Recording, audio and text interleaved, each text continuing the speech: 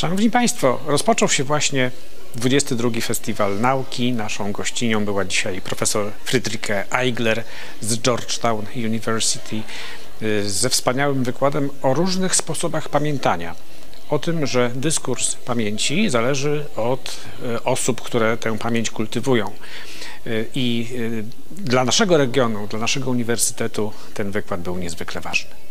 So of course I've only been here a little over 24 hours, so what I can say is limited, but my initial impressions are really positive. We did a short walk through the town yesterday, the old part of the town, and I really was impressed. I didn't know how much history there is here. I also look forward tomorrow with Professor Pietrek. We will also go to other parts of Upper Silesia, so Katowice and Gliwice. I've read novels and analyzed novels that take place in this region of Silesia, so for me this is especially interesting to see that region. So my lecture that I just completed focused on the relatively recently opened documentation center on the flight and expulsion of Germans after the end, or at the end of World War II.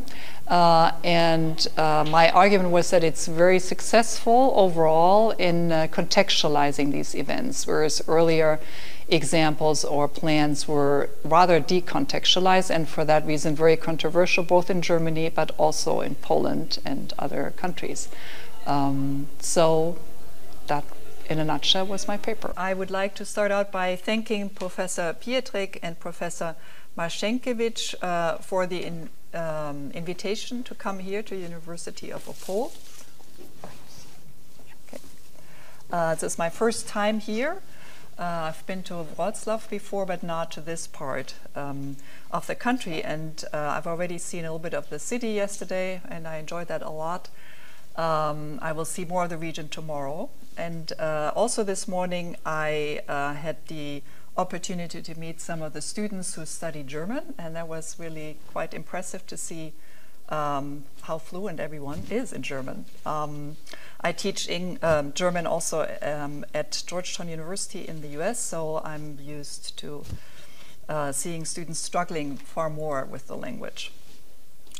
I look forward to presenting on this topic here today in Poland and in this region in particular, and I also look forward to hearing your responses and comments or questions after my presentation.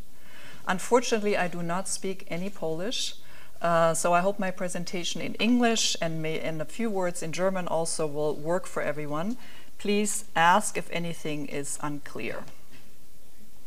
So I will have to now maneuver back and forth between my talk here and the PowerPoint. I hope that will work.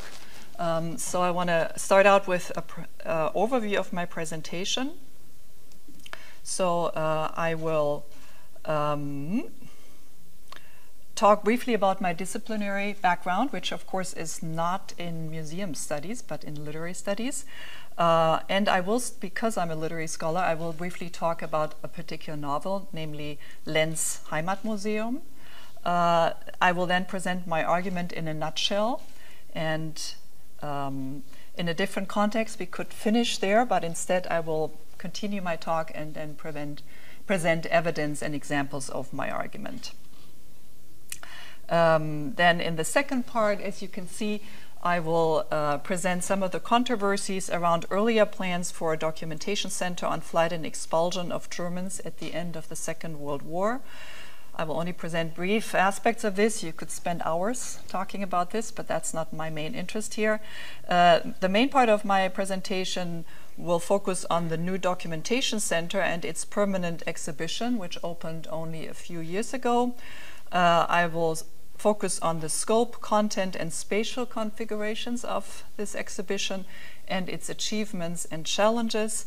And then I also will discuss the collaborations of the center with other cultural institutions in Berlin and beyond. And then in the conclusion, I will briefly discuss the implications for German and European memory cultures, or memory politics, one could say. From what I've heard, I don't need to add any historical refresher regarding the time that's going to be under discussion, so I will skip that part. Instead, I will start with a disclaimer. As I already said, and as you have heard, I'm not an expert in museum studies nor a historian. Rather, as a scholar of German literature, I work primarily with fictional texts by authors of the first, second, and third generations. The first generation here refers to those who experienced World War II, so writers would include Günter Grass and Siegfried Lenz, among many others. In some of my research, I examine these writers' representations of individual, family, and collective memories spanning the 20th and 21st centuries. With regard to the historical events summarized imperfectly with the term Flucht und Vertreibung, or flight and expulsion, I have a particular interest in how authors tackle a number of difficult and historically sensitive issues. So among these issues are the following: the approach of German, or the approach to German wartime suffering in the context of Germany's responsibility for the war, the Holocaust, and other atrocities, literary representations of implicated subjects. It's a term from Michael Rothberg, that is, individuals that may occupy multiple positions on the victim-perpetrator spectrum, and also references to the historical events of flight and expulsion in novels that focus on contemporary refugee stories. And an example here would be Jenny Appenbeck's novel Gehen ging gegangen, Go went gone. We briefly talked about Appenbeck this morning in the class that I taught. It is against this backdrop of my engagement with literary texts that I have followed the long-standing national and international controversies surrounding a museum or documentation center on flight and expulsion located in Germany. Before I discuss these debates and the recently opened documentation center in Berlin, I would like to briefly introduce a novel that problematizes the relationship between narrative accounts and multimedial displays in a museum. And one could say both of these are media of memory, right? Literature and a museum or museums. So you have the book cover here already of Siegfried Lenz's novel Heimatmuseum, which was published in 1978. The official English translation is The Heritage, which is an interesting choice here. Literally, the translation would be Homeland Museum. Lenz wrote the novel long before ideas for a national museum on flight and expulsion emerged. The museum in the novel is a regional one that displays objects from Masuria, an area that was part of former East Prussia. This Homeland Museum is an effort to preserve the memory of a region that became part of Poland as a result of the new post-war borders. The novel's central conflict emerges with the interference of revanchist groups. The author Lenz references here the divisive historical role of regional organizations that claimed to represent the interests of German expellees. In German, there's the term Landsmannschaften that would be appropriate here. In the novel, these groups use the museum as support for their political claims, or demands really more than claims, namely for a redrawing of the post-war borders and a return to the lost Heimat or home in the East. The novel details the frustration of the museum director regarding this politicization of the museum. Unable to counteract these powerful forces, the director sets the museum on fire and suffers serious injuries in the process. So a very radical solution. The deliberate destruction of the museum frames the main part of the novel. During the director's slow recovery from his injuries, the readers witness his careful narrative construction of the region's German-Polish history and its inhabitants, including their multiple roles in Nazi Germany and the war.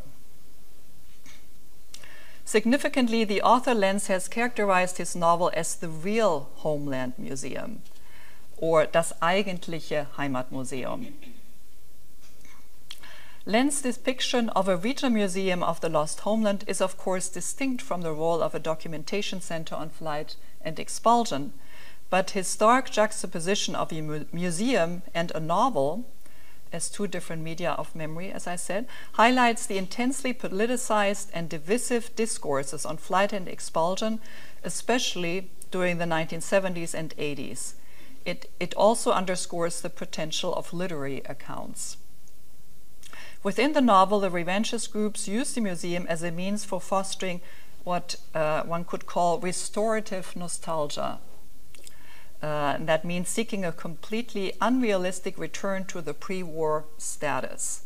By contrast, the director's narrative account of the lost homeland is presented as an example of reflective nostalgia.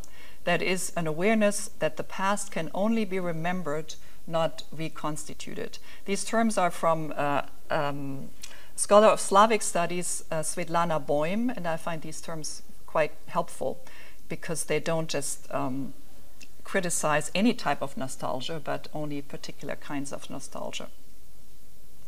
Lenz's novel, published 45 years ago, continued to ring true for the subsequent decades. Not unlike his novel, the plans for a museum on flight and expulsion in Berlin were accompanied by political controversies until just a few years ago. Yet, as I hope to show, the recently opened documentation center succeeds in going beyond any kind of nostalgia, reflective or restorative. Instead, it changes the terms according to which these historical events are being presented and remembered. So this brings me to my argument in a nutshell. So in a nutshell, I will argue that the new documentation center is largely successful in educating and in some cases reorienting its visitors. And when I talk about visitors, I have three different groups in mind. Of course, one could think of other groups, but these are the main ones. You can still hear me, okay? Okay.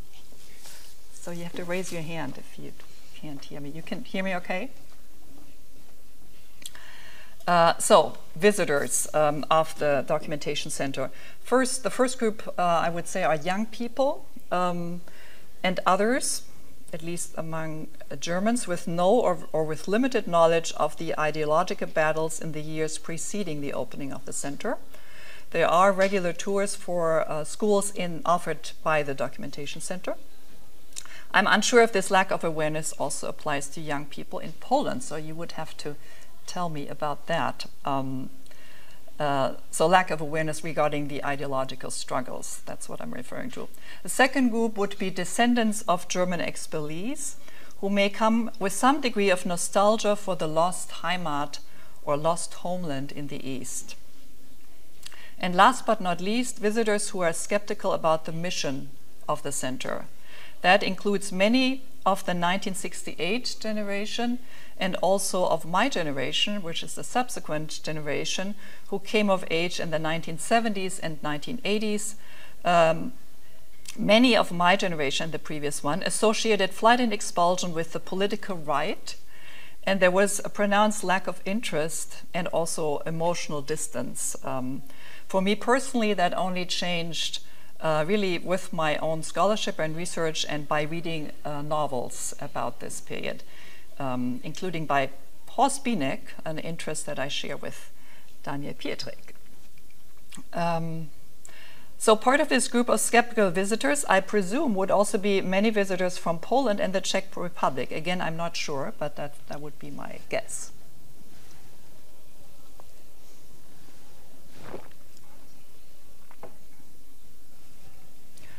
Oh no, this is too early, sorry. So I'm still at the nutshell here. So the main reason for my overall positive assessment for the permanent exhibition is that I see indications of a shift away from a competitive toward a multi-directional approach to the commemoration of these events. And that's, of course, what's part of my title. Examples for competitive memory, this is simplified, of course, but would be if one looks at German national memories and Polish national memories as completely opposed, and they're competing for attention, basically. And An example for multi-directional memory would be if you look for connections between flight and expulsion of Germans and other groups, including the expulsion of Poles during the expansion of or due to the expansion of the Soviet Union. So this was my argument in just a few minutes, and but instead of ending here, I will now go into a bit more detail.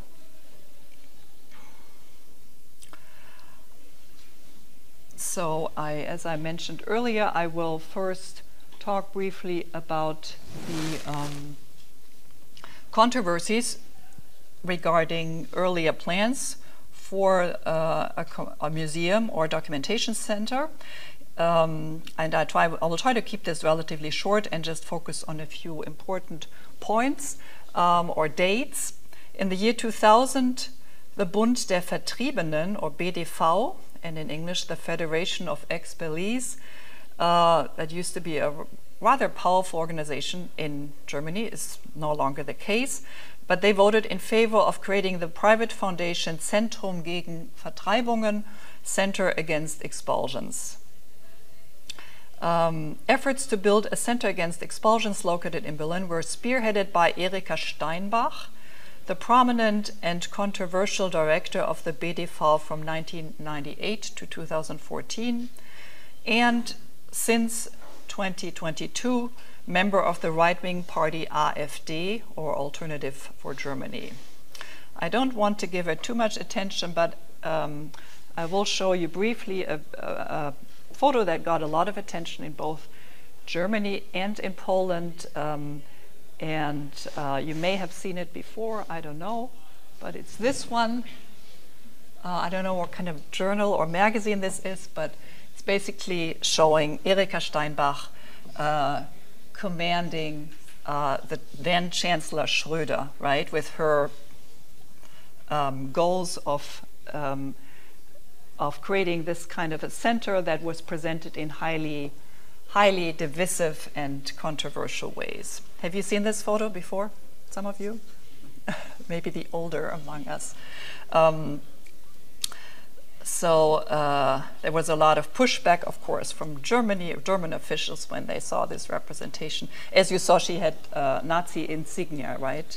Do you want to see it again? Maybe just briefly. And yeah, so basically dominating the discussion and going, reminiscent of Nazi Germany in some ways. As critics both within Germany and abroad, especially from Poland, noted, these earlier plans lacked sufficient contextualization regarding the history of Nazi Germany and its brutal conduct of the war in Eastern Europe.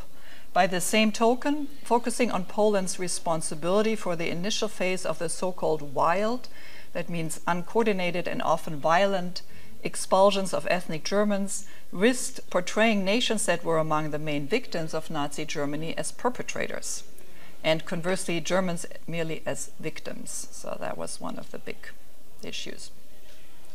At a more fundamental level, some critics, again especially from Poland, questioned the idea to build such a museum in Berlin, the former capital of Nazi Germany. Alternative proposals suggested locations outside of Germany and the consideration of a much broader historical context. The historian Vincent Regente has convincingly argued that the Gdansk Museum on the Second World War that opened in 2017 can be seen as the Polish response to these earlier and controversial German plans. Now, I personally haven't seen the museum in Gdansk, but I would like to. So this is, yeah, that would be a very interesting additional dimension to my talk. A major change occurred in 2008 when the German parliament, with the support of all major parties, passed a resolution for the creation of a federal foundation, Flucht, Vertreibung, Versöhnung, displacement, expulsion, reconciliation. Importantly, efforts to publicly commemorate the fate of German expellees were now in federal hands and no longer in the hands of a highly controversial special interest group and its director. So over several years following the creation of this foundation, there was an international advisory board that tried to respond to earlier criticisms by creating a new conceptual plan for the exhibition. First, they did so by including historical events that preceded and to some extent explained the expulsion of ethnic Germans at the end of the war. And second, they considered other European manifestations of displacement and forced migration spanning the 20th and 21st centuries. The appointment in 2016, and this is the last, almost the last point here, of Gundala Bavendam rang in the most recent phase of substantive curatorial, educational and collaborative work, as well as the eventual completion and opening of the Documentation Center and its permanent exhibition in 2021. So I want to briefly show you now the, not this one, the location of the Documentation Center. You see that on the right, in the upper right, the white building. Its location is quite central, close to the Anhalter Bahnhof on the right here, lower below. As some of you who've been to Berlin may know, this is just these are the ruins of the former Anhalter Bahnhof. And the reason why that's significant is because there are plans to build a museum of exile in this location. And exile mostly refers historically to the exile of Jews from Nazi Germany in the 1930s and 40s. And so this is interesting because it contextualizes the Documentation Center, and there are also promises or plans to collaborate together, right, with these two institutions. Then in addition, on the left, upper left, you see the former Gestapo headquarters that are now a memorial site called the Topography of Terror. And so again, you have a very interesting context, aspects just in terms of the city or the urban landscape that remind you of the context within which one has to see the expulsion of Germans. So now I will talk a bit more about the Documentation Center with the title Displacement, Expulsion, Reconciliation. And I will focus in particular on the permanent exhibition. The following section of my lecture is based on several visits of the center and its website, an in-depth conversation with Gundala Bavendam, the center's director, and my participation in 2 different guided tours of the permanent exhibition, a shorter one for participants of a conference hosted by the center, and a longer one for the general public. I was impressed with both tour guides. The historian Niels Köhler, who works for the Documentation Center, explained the curatorial approach, and a Polish guide who led a tour for the general public often elaborated on the situation in Poland, and that I found especially interesting and valuable. Furthermore, my discussion of the center is informed by Vincent Regente's excellent analysis, I mentioned him already, in his book, the English translation is Flight and Expulsion in European Museums, a comparison of German, Polish, and Czech perspectives. Now, his book is from 2020, but he actually had not seen yet the completed exhibition. He based his argument entirely on the conceptual plan, so in that sense, that's something, he's not entirely up to date, but it was still very helpful for my own work. So now I want to show you the homepage of the Documentation Center, and that's what it says. I don't know if you want to read it yourself, or I can read it aloud. So that when you look at the website, that's what it says, the Documentation Center for Displacement, Expulsion, Reconciliation. Located in the heart of Berlin at the Anhalter Bahnhof, a unique place of learning and remembrance on displacement, expulsion, and forced migration in history and the present. There are exhibitions, a library, testimony, archive, a room of stillness, guided tours, workshops, and events. Admission is free. We're looking forward to your visit. So if you look at this short introduction. What is missing here? This is too large. Probably no one is going to speak up now. But so if you keep in mind what the focus of this center is, what's missing is anyone? Any reference to the German displacement and expulsion. So it's kept very generally, and that's, I think, very much on purpose. So the expulsion of Germans are not mentioned in this introductory statement here. Instead, the focus is on the multiple roles the center aims to fulfill. The permanent exhibition, of course, takes up most of the space,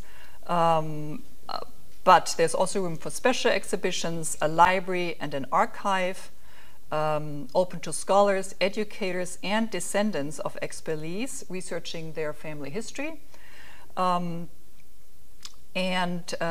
also a room of stillness, or silence, I think is the better term, but they use the word stillness in English. In some, the center seeks to inform and to educate, but it also provides spaces for research and personal reflection.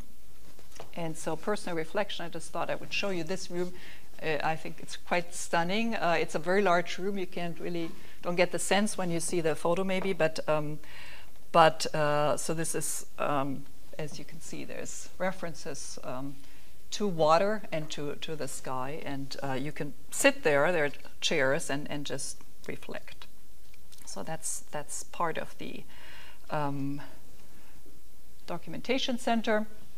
So in terms of the permanent exhibition, it exists of two parts.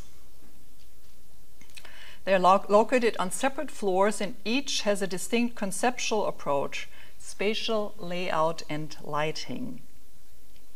At my initial visit, that was without a tour guide, I was actually quite confused because the first part of the exhibition is completely different from the second part, and I almost felt like they're two separate or different exhibitions. But once you find out more about it, I think it does make a lot of sense. So this is the first floor. As you can see, it's a very open design. This part of the exhibition is titled A European History of Forced Migrations. It has an open floor plan with 5 thematic islands. No particular sequence is suggested. Rather, each visitor determines his or her own path, and that's part of what I found disorienting, right? You just can walk in different ways through this. The 5 themes include nation and nationalism, war and violence, justice and responsibility, paths and camps, and finally, remembrance and controversies. Each theme is illustrated with examples of forced migration primarily in the 20th century, but there are also a few examples from other continents. For instance, the massive population exchange between India and Pakistan that started in 1949, and from the 21st century, for instance, the civil war in Syria and the refugees it resulted in. The displays include photos, historical maps and posters, audiovisual components, and authentic objects that were part of specific stories of flight, life in refugee camps, and arrival in a new country or region.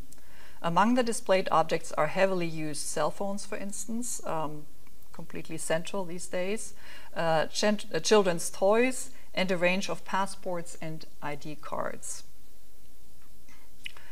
Written commentary is generally kept very brief. Exceptions are more detailed comments on the Declaration of Human Rights and the International Court of Justice, and importantly on the history of the nation state and its ideology of ethnic homogeneity. So even though the text is quite short, if you are really interested, you can get a free audio guide and get more in-depth information. So this was the first floor. Now this is very different visually also. Second floor, second part of the exhibition. In stark contrast to the well-lit open floor plan on the ground floor, part 2 of the exhibition on the next floor is dimly lit and guides the visitor through the displays with a clearly defined path. Now, the decision to use different lighting has practical reasons, I was told. That is, the preservation of historical objects, but it also creates a particular dark atmosphere for the visitor. Now, this part of the exhibition is titled Displacement and Expulsion of the Germans. Physical barriers prevent visitors from finding their own path through the exhibition. Conceptually, that makes sense. So you really guide, a very narrow path that you're supposed to follow. Conceptually, that makes sense as the focus here is on the historical sequence of events between the rise of Hitler to power in 1933 and the post-war period that saw the displacement of a massive number of people, by far the largest group of which were Germans fleeing westward. Actually, I have to correct myself. I think it starts actually a bit earlier with World War I and then leading up to Hitler's rise to power in 1933.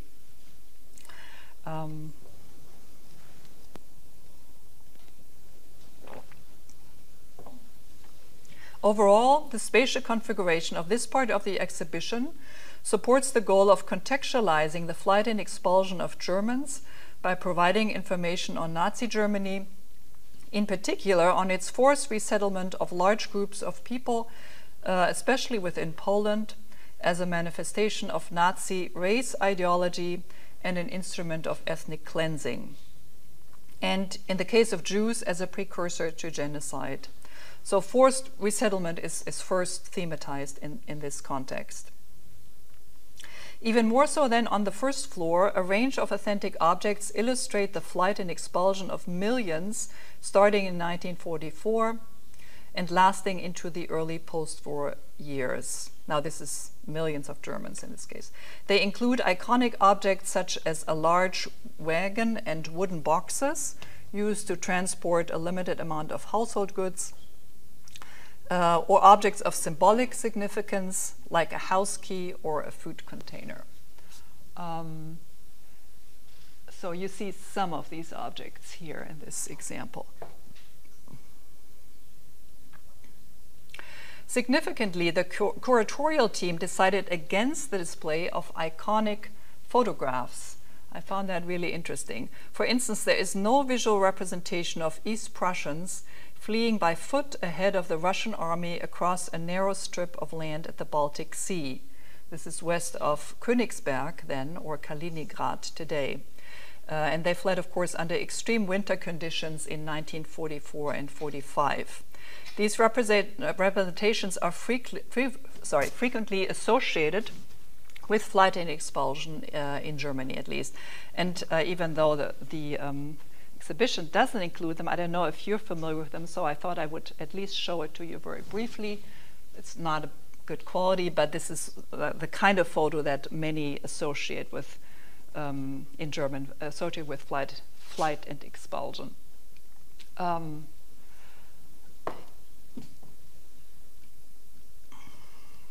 Arguably, the exclusion of iconic photographs is indicative of the overall curatorial approach. It is an effort to avoid playing into some visitors' preconceived notions of the flight and to redirect their attention instead to a broad range of conditions under which Germans, but also other groups, including Poles, fled or were forced to leave their homelands at the end of the war.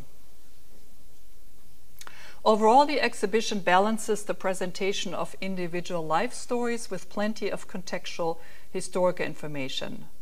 While the plight of individuals is likely to raise empathy among many visitors, the specific arrangement prevents potential immersive experiences. This is a term that museum scholars use, right? Some museums or exhibitions are designed to immerse the viewer or the visitor into the exhibit.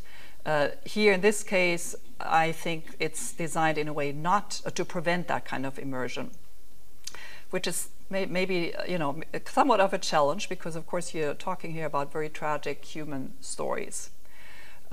Specifically, full immersion is prevented by the display of small-scale historical photos So in other words, they're not huge, but you have to come very close to look at them. And the projection of human scale individuals as drawings in muted colors, not as real life representations. So you see here on the left, that's an example of a drawing. And what happens if you walk along these displays, when you get close, then instead of the shadow, you see actually an individual person, like here a child. And I think it's a child. But as I said, not a photograph, but a drawing. So it individualizes the fates of people without, at the same time, creating, I would say, too much of an emotional approach or effect on the viewer. So largely, I would say the visitors are addressed more at a cognitive level. The information that is provided is brief but often complex and demands time and attention to nuance from the visitor. For instance, there are examples of Germans who benefited from Nazi resettlement policies and later became victims of expulsion or retribution. However, and that's important, ethnic or national affiliations do not always align in predictable ways with individual stories of implication or victimization.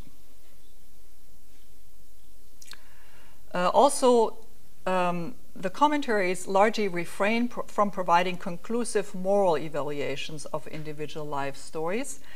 Rather, visitors are asked to acknowledge and reflect on multiple forms of victimization, perpetration, and implication. At the same time, it is made clear, both in terms of spatial arrangements and historical information, that the expulsion of Germans cannot be understood without an awareness of Nazi Germany's war of aggression and annihilation.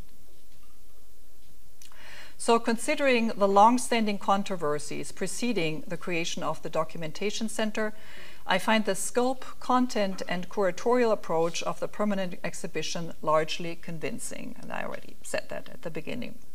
And maybe just a brief note. Also, when I encountered other visitors in the Documentation Center, some of them came there for other events, not for the exhibition. They were also overall quite impressed with the exhibit and didn't necessarily expect to have that positive response. So I thought that was also interesting.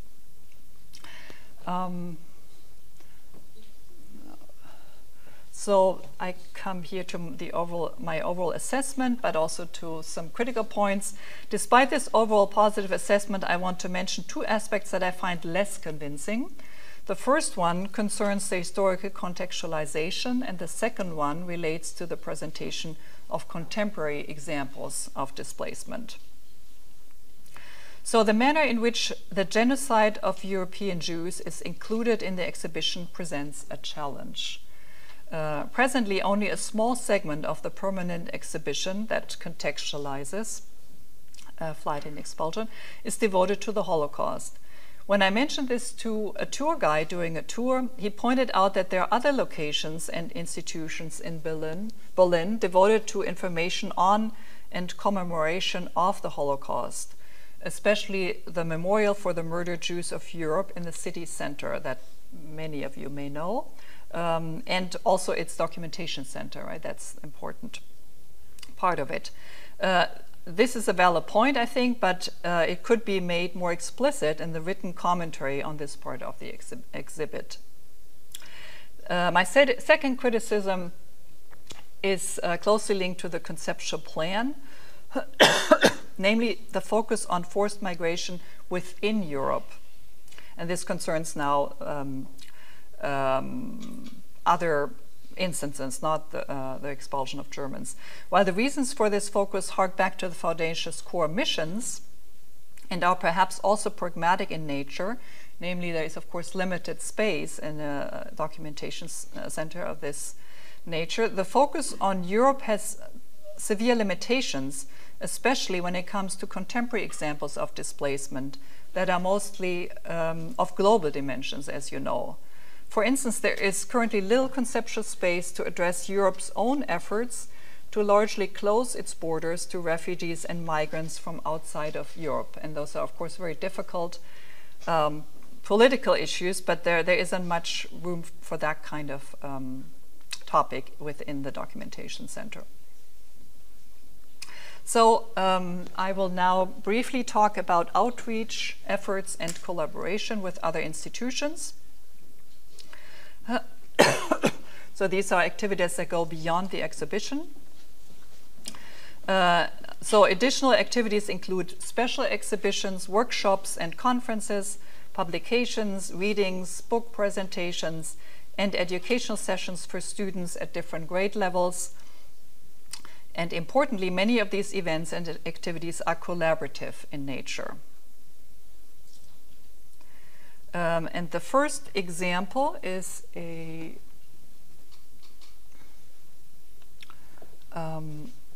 first Sonderausstellung or special exhibition in the spring of 2021, so really shortly after the opening of the documentation center. It was a collaboration with the Jewish Museum in Frankfurt, and it focused on Jews in Europe 1945 to 48, so survivors of the Holocaust. And it's significant, I think, that this was the first collaboration, because for a long time, we talked earlier about competitive memory, it was seen as something that would not really in any way belong together. If anything, those were competitive memories. And here, this documentation center decided to work with the Jewish Museum in Frankfurt. So this, I think, is important.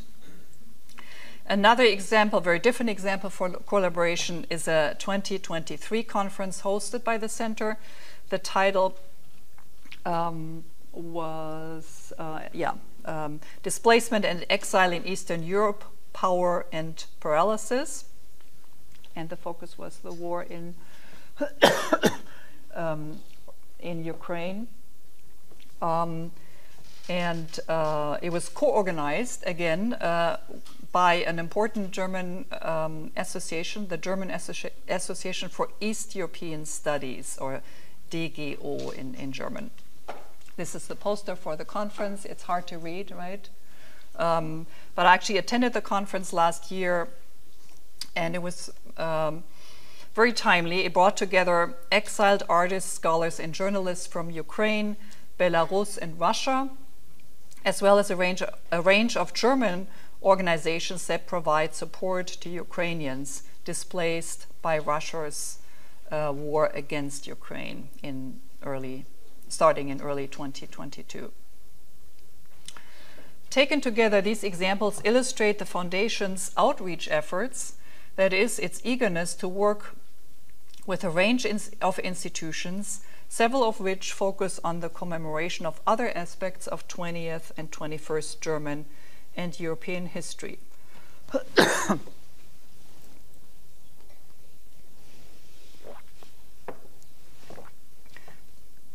Conversely, the final example, the conference on Ukraine, also indicates the interest of other organizations, in this case the DGO, to collaborate with the Foundation. And this is important because for a long time, all these discussions of a museum on flight and expulsion was very isolated, right? And so here, what we see both in the exhibition, but also in these collaborative efforts, really successful ways to collaborate and contextualize. And this is another future collaboration. I already mentioned that. Interest in future collaboration also extends to the private foundation Exil and the planned Exil Museum. As mentioned at the beginning, this museum will be built at the Anhalter Bahnhof, literally across the street from the documentation center. And you can see here, this is just the design. It doesn't exist yet. What does exist is just the part of the, can you see that? The ruin, the part of the facade in the front. So that will be incorporated into this new building. And as I said earlier, the main focus of this historically will be on the exile primarily of Jews, but also of political opponents from Nazi Germany. But again, they will try to show the relevance of these issues by also doing events on contemporary issues of displacement and exile. The principal curator of the ICSI Museum, even though the museum doesn't exist yet, is a curator with the name of Barbara Vossen, and Gundula Bavendam, the director of the Documentation Center, have both expressed interest in future collaboration, as I said, in particular regarding events on current examples of displacement and forced migration. So now I come to my conclusion.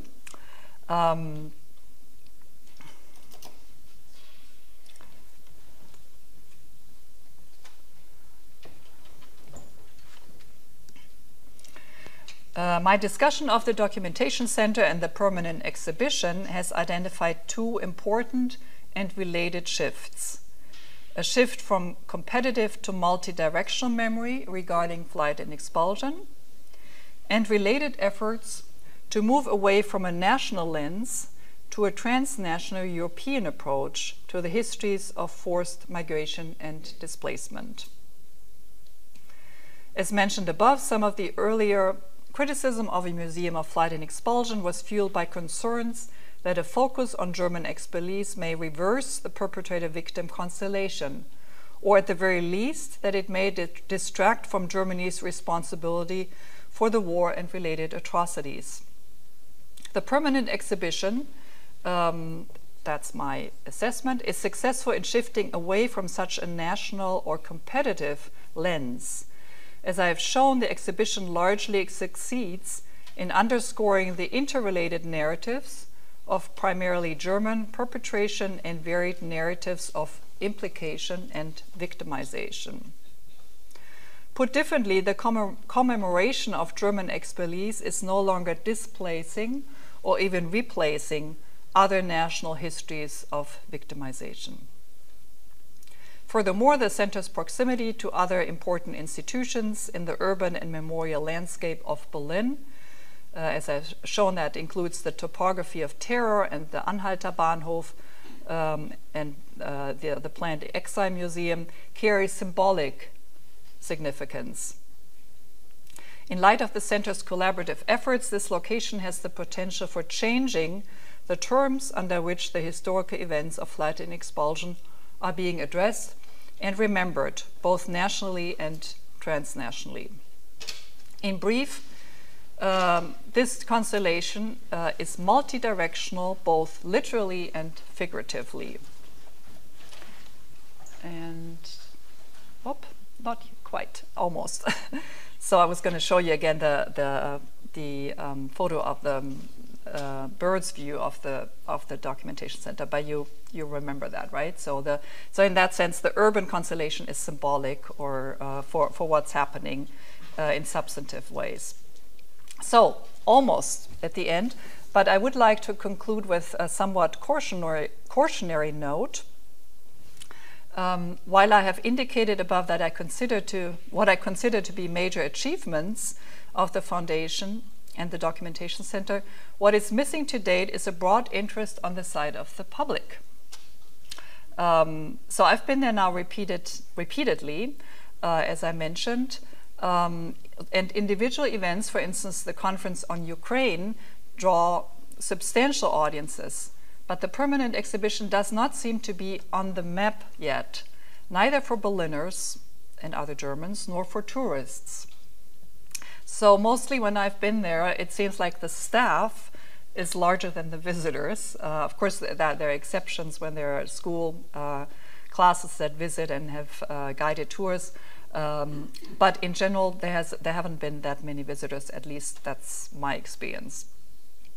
And one could say the fact that it opened during the pandemic may have contributed to that, right? And it's not that long ago. Now, the situation may change over the next few years, especially with the opening of the Exile Museum across the street. Joint projects between the Exile Museum and the Documentation Center that focus on contemporary migration might contribute to the Foundation's growing relevance in the future. So that would be my hope, and maybe some of you will also have an opportunity to visit the Documentation Center. So now there's time for my final slide. Thank you very much for your attention.